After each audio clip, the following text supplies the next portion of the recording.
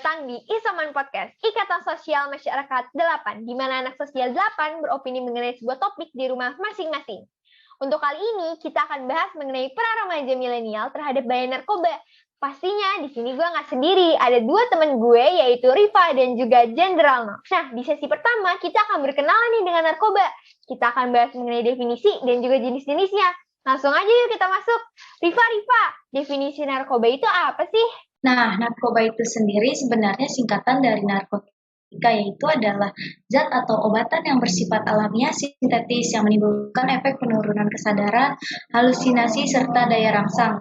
Obat-obatan tersebut juga menimbulkan kecanduan jika pemakaiannya berlebihan. Pemanfaatan zat-zat ini sebagai obat penghilang nyeri, serta memberikan rasa ketenangan, dan penyalahgunaannya juga bisa terkena sanksi hukuman loh, Zat. Oh gitu, oke. Gue udah paham nih definisi narkoba. Sekarang kita bahas mengenai jenis narkoba.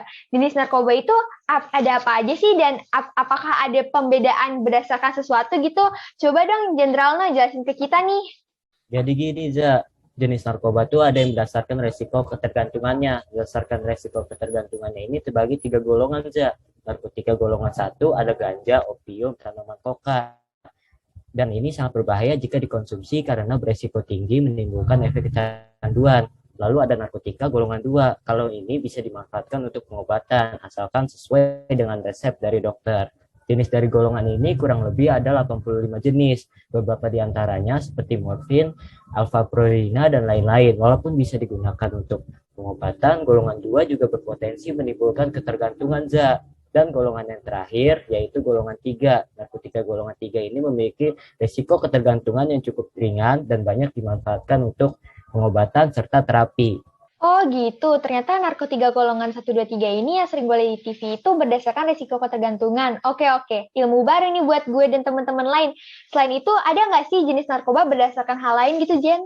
Oh iya, ada juga berdasarkan bahan pembuatan. Kalau berdasarkan bahan pembuatannya terbagi 3 jenis, Yang pertama sintetis. Jenis ini didapatkan dari proses pengolahan yang rumit. Golongan ini sering dimanfaatkan untuk pengobatan dan juga penelitian. Contoh dari narkotika yang bersifat sintetis seperti amfetamin, metadon, dexamfetamin, dan sebagainya. Yang kedua, ada semi-sintetis yang pengolahannya menggunakan bahan utama berupa narkotika alami yang kemudian diisolasi dengan cara diekstrasi atau memakai cara lainnya. Contohnya adalah morfin, heroin, kodein, dan lain-lain.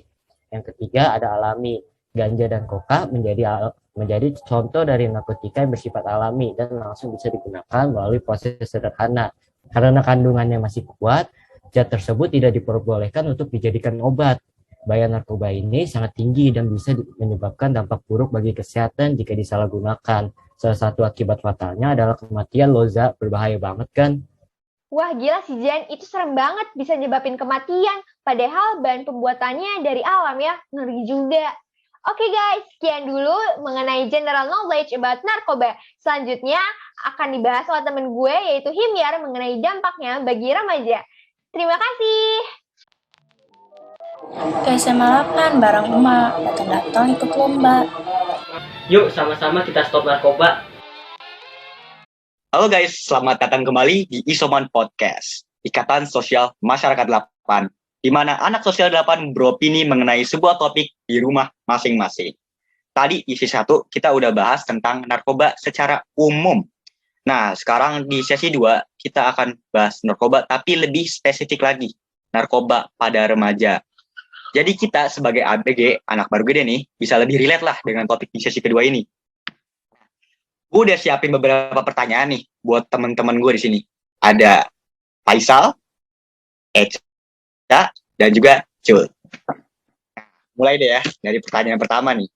Jadi gue pernah baca 27% pengguna narkoba di Indonesia itu anak remaja, men. Kayak umur SMA atau mahasiswa lah. Maksudnya yang masih seumuran kita lah. Itu tuh menurut gue concerning ya, agak mengkhawatirkan gitu. Jadi gue pengen nanya nih ke Cut. Menurut lo apa sih penyebab kenapa angka pengguna narkoba gitu di Indonesia yang remaja tuh sampai 27%? Menurut lo gimana, Cut? Nah, menurut gue, penyebab seseorang makan narkoba tuh banyak banget. Dari mulai latar belakang riwayat keluarga, pergaulan yang tidak baik, atau jika ada di dalam situasi yang membuat cemas dan depresi. Jadi hal-hal yang tadi gue sebutin tuh bisa bikin seseorang menggunakan narkoba. Gue setuju sih sama Cut. Kayak ada beberapa faktor yang sebenarnya gak ada hubungannya sama narkoba, kayak tapi faktor-faktor tersebut tuh bisa membawa lo menjadi seorang pengguna narkoba. Oleh karena itu tuh penting banget buat lo tahu-tahu faktor itu dan tahu bagaimana cara mencegahnya. Ini pertanyaan gue yang selanjutnya. Gimana sih cara mencegah supaya lo gak menggunakan narkoba? Nah, iya bener Him. Kita bisa banget mencegah penyebab penggunaan narkoba dengan memulai dari diri kita sendiri. Nah, pertama adalah dengan menjaga pergaulan dan mengontrol diri. Jadi kalau misalkan di lingkungan kalian anaknya baik-baik, pasti kalian ikutan baik-baik. Nah, tapi kalau misalkan lingkungan keluarga atau pertemanan kalian cenderung tidak peduli atau menggunakan narkoba, kalian bisa banget jadi orang pertama untuk speak up dan memberi dukungan soal masalah ini. Nah, soal edukasi bisa banget kalian menambah wawasan tentang topik ini tentunya dari dengerin podcast, baca artikel, dan banyak lagi.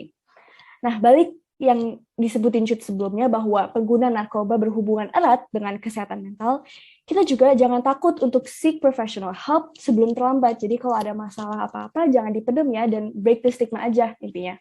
Nah, ingat ya guys, efek high yang diberikan narkoba itu hanya sementara, sedangkan ada banyak banget kegiatan yang bisa memberi high yang sama, sekaligus memberi dampak positif untuk diri kita sendiri atau lingkungan sekitar, yaitu dengan menyibukkan diri dengan hobi atau aktivitas yang positif. Jadi gitu sih Him caranya. Alright, nice. Nah, gue mau memetik sesuatu dari yang tadi Echa bilang. Echa tadi mention yang namanya high, atau semacam perasaan ngefly. Itu yang orang-orang cari waktu mereka makan narkoba. Itu dampak yang mereka rasakan secara langsung waktu mereka makan narkoba.